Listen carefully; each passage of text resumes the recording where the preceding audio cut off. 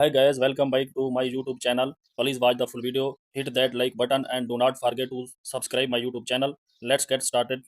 Open the Pixel app, click the import button, go to the gallery, select the picture, background remove, eraser color, enable button on, adjust the picture, click the import button, go to the gallery, select the picture, background remove, eraser color, enable button on, adjust the picture, click the sticker, select the sticker, background remove, eraser color, enable button on, adjust the sticker, click the color option, change the color, select the color.